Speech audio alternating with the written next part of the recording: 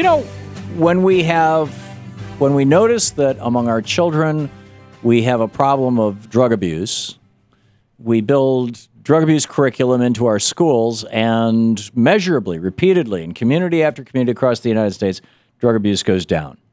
When we notice that we have a problem of kids using tobacco and getting addicted to it, it's really dangerous stuff when you're addicted to it as a child. It's much harder as an adult to quit. It actually alters brain chemistry. We build it into curriculum, and the childhood use of drugs goes down.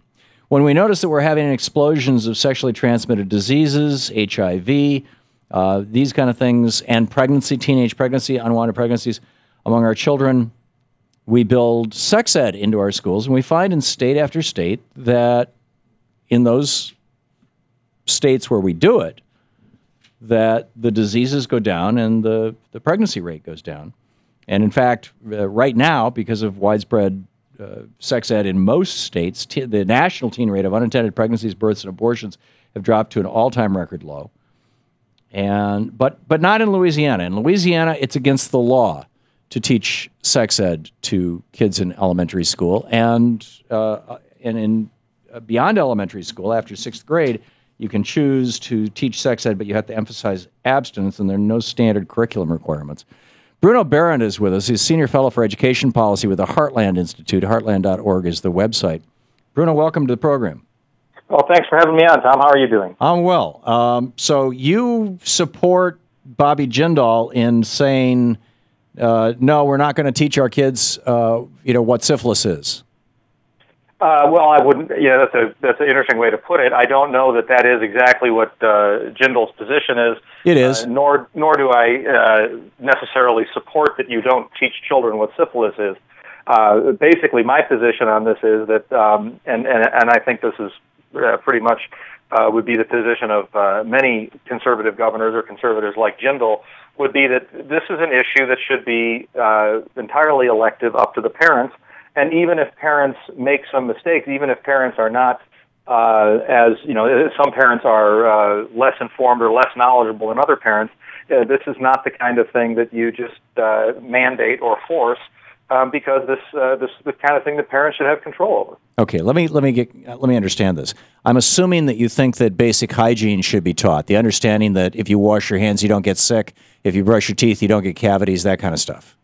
I don't think that's very controversial. Okay. It's science, and it has to do with our bodies, right. Basic hygiene.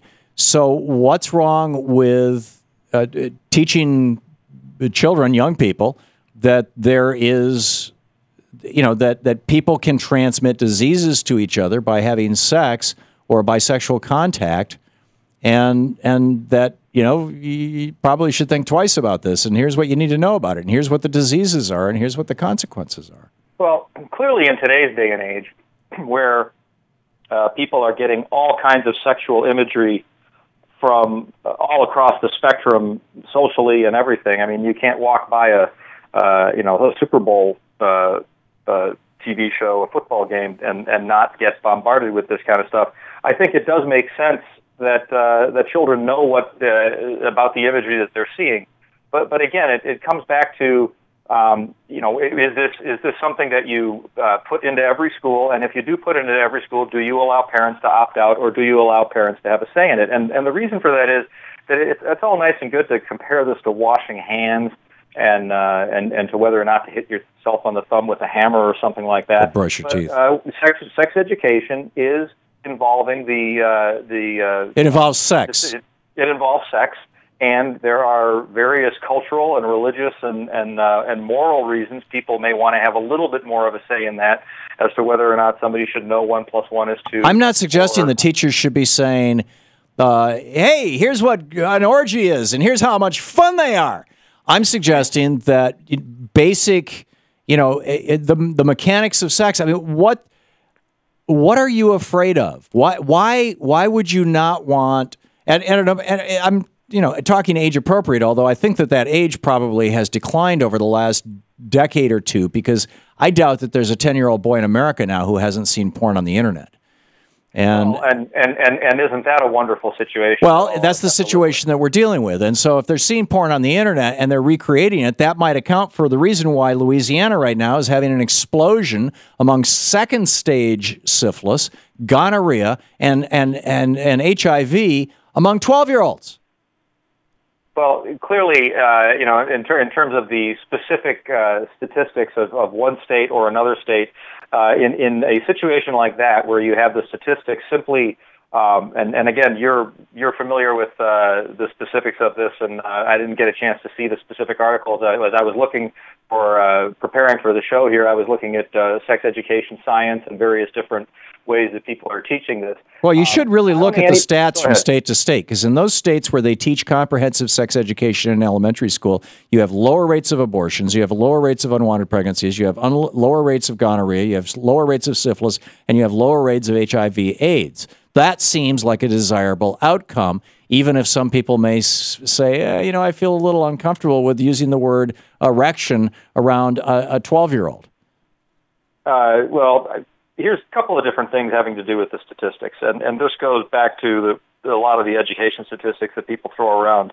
There are reasons why certain things are the way they are in Massachusetts, other than the way they are in Louisiana, that go far beyond whether or not it's a specific curriculum or something is or isn't taught in a specific school.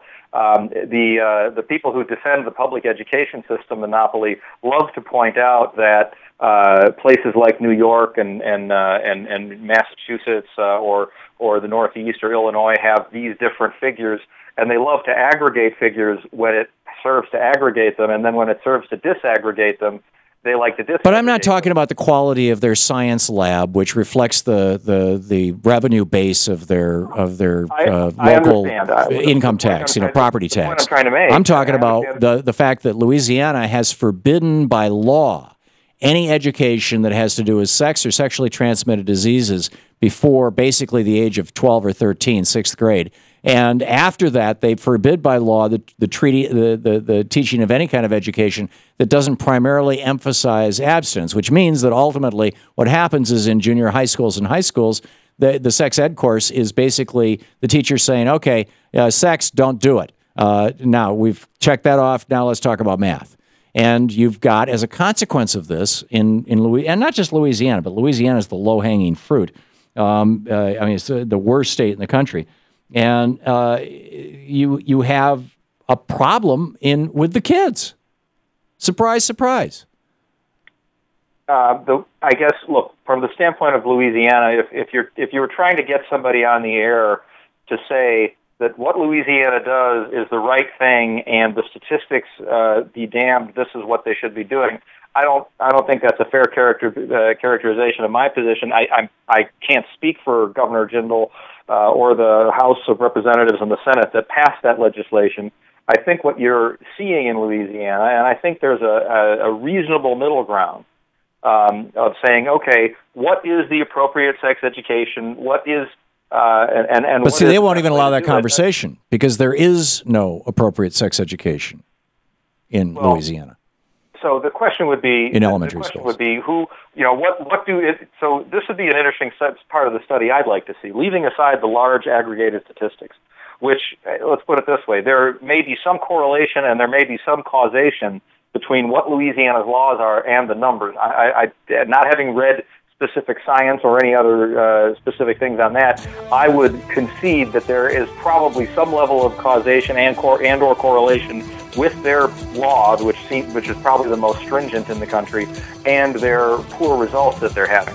The question becomes whether you just want to say, okay, we're going to change that law, here's the state-based curriculum, every child has to go, and the parents don't have any say in whether or not the child does that or not. That's the most... Bruno, I'm leaving you with the last word. Bruno Barond, hang on just a second, Bruno. This is the Thom Hartmann Program. Senior Fellow for Education Policy at the Heartland Institute, heartland.org. Thank you, Bruno. Thank you very much. Good talking. We'll be back.